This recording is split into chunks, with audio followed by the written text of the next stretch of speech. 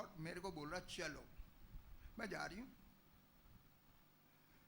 और उसका आदमी तो कह रहा है पागल हो गई, क्या कह रही है। फिर भी वो ऐसे दुआबंद की बहुत करती थी। उसका आदमी सोचा यार क्या पता बात सच्ची निकल जाए। उन्होंने बोला भाई कोई तुम्हारी इच्छा हो तो बोलो। जनवरी का महीना था, ठंड पड़ रही थी। औरत ने कहा भाई एक कप चाय बना लाओ। आदमी बेचारा काम धंधा करता ही नहीं था, कुछ बेचारी औरत ही सब करती थी, इसे कुछ आवे जावे भी नहीं। फिर भी बेचारे ने मेहनत की। पहले पंप के स्टोव चलते थे, ऐसे धक्का लगाना पड़ता था, तब जाके वो जलता था। मुसीबतों से उसने जलाया, कैसे भी चाय बना के लाके औरत के पास लाया। वो तो मर गई। अरे यार बोले परवेश्वर, यहाँ की कोर्ट कचहरियां भी जिसको फांसी की सजा देते हैं आखिरी इच्छा तो वो भी पूरी करते हैं। अरे कब जब चाय भी नहीं पीने दी,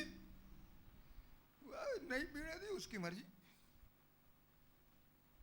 उसकी मर्जी, नहीं पीने दी, उसकी मर्जी, उसकी मर्जी को कोई नहीं रोक सकता।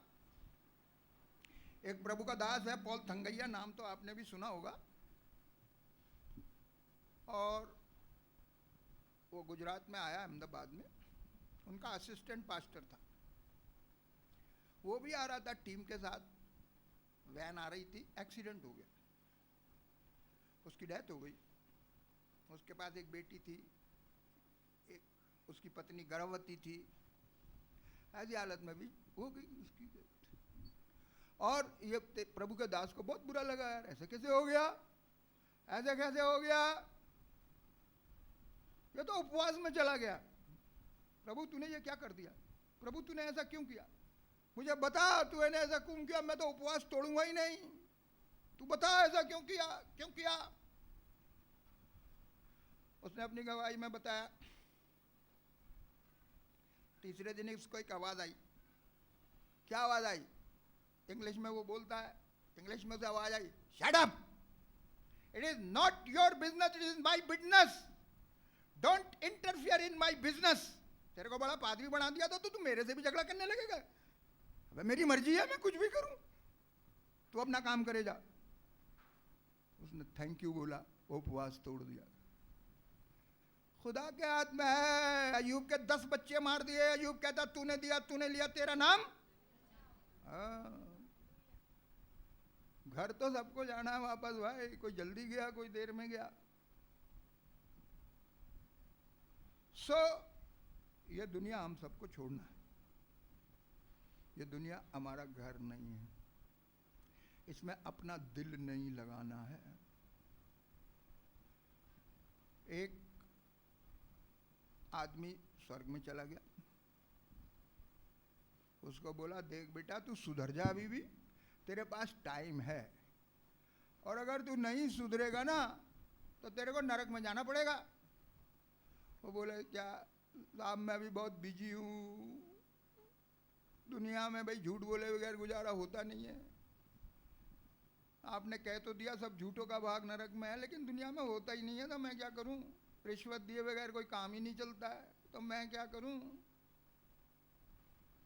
तो मेरे को तो ऐसा करना ही पड़ता है जी, करना पड़ता है तो नरक में जा तू, भाई मैं क्या करूं, ये तो नरक वालों की लिस्ट में है पाप सब। बोले प्रभु जी आप ऐसा करना, मैं मरने लगूं ना तो मुझे एक लेटर लिख देना। तो वो मरने वाला है भाई, तो मैं बिल्कुल पछताव करके, आपका लहू तो शुद्ध करता ही है, पवित्र बन के मैं आ जाऊंगा ऊपर। बोले जा जा जा तेरे को लिख देंगे लेटर, जा। और वापस आ गया, बुढ़ा उड्ढा हुआ, 80 साल पूरे किए, मर गए। फिर ऑर्डर हुआ भाई इसे तो नरक में भेजो, इसने तो बहुत दुष्टता की है। बोला यार परमेश्वर कैसे भेज रहे हो नरक में, आपने लेटर वेटर तो कोई लिखा ही नहीं। मैं आया था ना एक बार, आप मुझे विजिट पे बुला लिया था, वैसे बुलाता नहीं है किसी को, उस किसी की दया हो जाए। पौलुस के ऊपर दया हो गई, तीसरे आसमान घूम आया बेचारा, किसी किसी को दया हो जाती है। तो बोले भाई आपने तो मुझे बुला लिया था, अभी जो है आपने लेटर वेटर डाला नहीं, मैं क्या करूं जी, मेरी क्या गलती है। हैं तेरे को लेटर नहीं मिला यार, हमने 4 लेटर लिखे यहाँ से, हैं साहब मुझे एक भी नहीं मिला। अच्छा लाओ स्वर्गदूत को बुलाओ, इसकी फाइल वाइल निकलवाओ। फाइल वाइल निकलवाई। अरे भाई इसको लेटर क्यों नहीं लिखा? ये बोला मेरे को कोई लेटर नहीं लिखा। अरे बोले साहब हमने 4 लेटर लिखे हैं। अरे भाई ये तो बोल रहा 4 लिखे, तो बोले मिला ही नहीं कोई।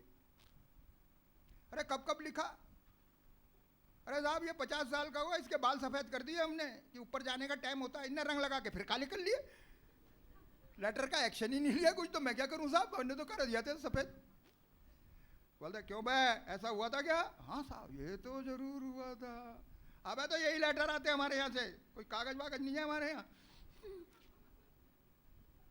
फिर दूसरा लेटर क्या कब लिखा? भाई 55 साल के हो गए, इनकी आंखें खराब हो गई, दिखना बंद हुआ, दृष्टि का ऐसा हुआ। फिर इनने क्या किया जी? अरे चश्मा वश्मा लगा, काम चलाने लगा ये तो। अरे तो चश्मा लगा लिया कोई बात नहीं है, लेकिन तेरे को ऊपर आना, ये क्यों भूला? ये लेटर है इधर का है। फिर क्या हुआ जी? तीसरा लेटर कब लिया? अरे 60 साल का, उसके सारे दांत गिर गए, गिरे थे। हाँ, इनने फिर 32 ही लगवा ली। अरे भाई लगवा ली तो कोई बात नहीं है, लेकिन तुझे ऊपर आने का टाइम है तो बता। फिर क्या हुआ जी? 80 साल का हो गया, कमर झुक गई, खाल लटक गई, गालों में झुर्रियां आ गई, ऐसा हुआ? ये तो हुआ था। अब तो यही लेटर आते हैं यहाँ से, अब भाग जा नरक में सीधा। अब बेचारे को नरक में जाने। तो भैया जैसे उम्र बढ़े वैसे अपना दिल अपने खुदा से लगाओ, क्योंकि ये दुनिया तुम्हारा घर नहीं है, तुम्हारा घर आसमान पर है।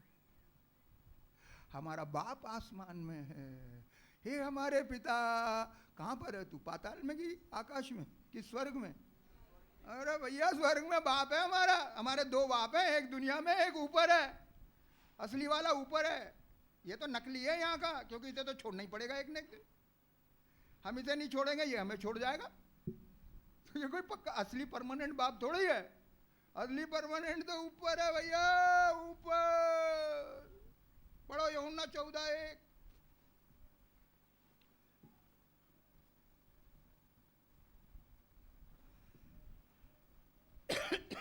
तुम्हारा मन व्याकुल न हो। मन व्याकुल ना हो। ऊपर से लोग बहुत से बहुत बढ़िया दिखते हैं, अंदर अंदर उनके बहुत घबराहट है, बहुत परेशानियां हैं, अंदर का संसार ठीक नहीं है। हमें अंदर ताकत होनी चाहिए, अंदर ताकत होनी चाहिए। पढ़ो 2 कुरिन्थी 4:16 फिर से। इसलिए हम हियाव नहीं छोड़ते। हम हिम्मत हारते नहीं है, हियाव नहीं छोड़ते, हम लोग दिलेर हैं। क्यों? यद्यपि हमारा बाहरी मनुष्यत्व नाश भी हो जाता है। हमारा बाहर का शरीर रोज रोज कमजोर होता है, जो दिखने वाला शरीर है रोज रोज कमजोर होता है, लेकिन आगे तो भी हमारा भीतरी मनुष्यत्व दिन प्रतिदिन नया होता जाता है। एक अंदर और आपका मनुष्यत्व है जिसको बोलते हैं भीतरी मनुष्यत्व, इनर मैन जिसको बोलते हैं मन, अंदर का इंसान।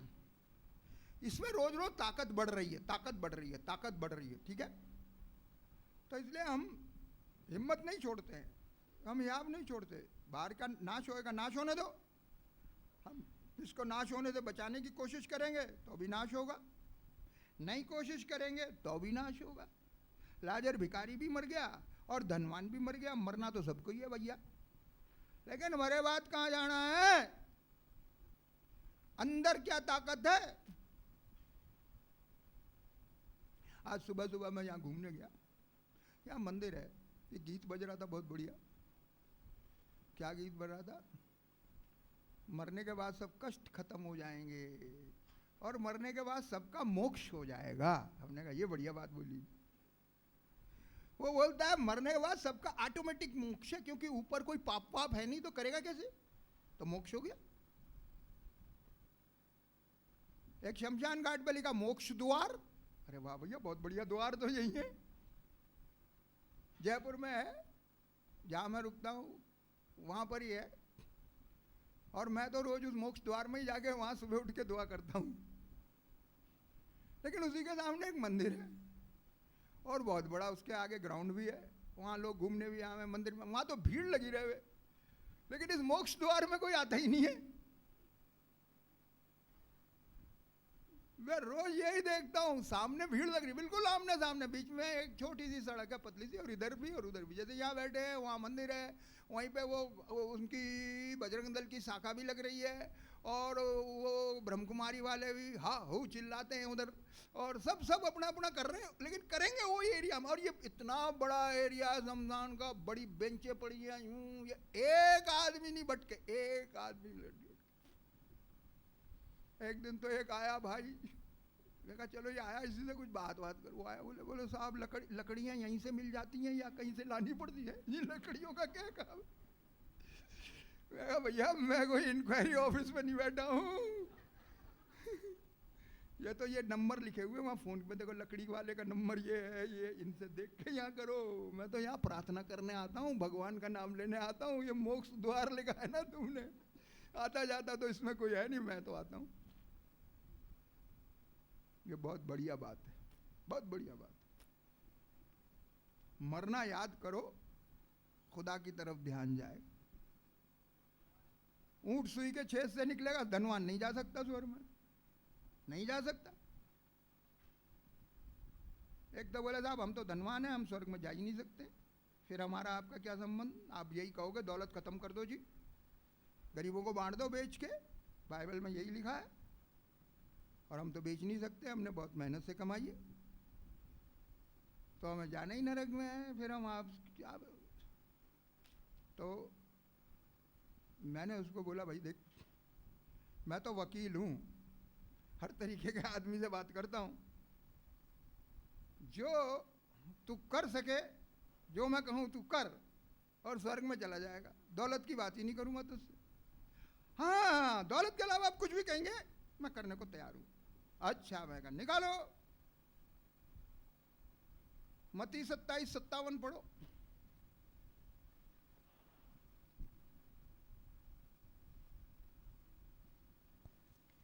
जब सांझ हुई हाँ तो यूसुफ नाम अरमितिया का एक धनी मनुष्य, हाँ, यहाँ पर एक यीशु अरमतिया जगह है, वहाँ के नाम का एक धनी मनुष्य है। आगे, जो आप ही यीशु का चेला था। अरे ये धनी यीशु का कैसे बन गया चेला?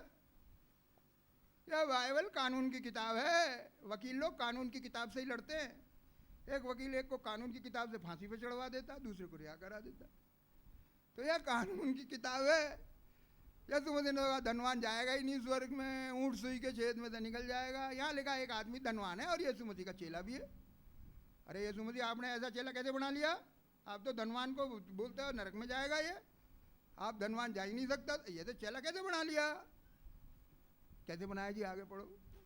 आया, हाँ, उसने पिलातुस के पास जाकर यीशु की लोथ मांगी। उसने जाके पिलातुस के पास यीशु की कब्र, यीशु की लोथ मांगी, यीशु की लाश दे दो साहब, मुझे यीशु की लाश दे दो।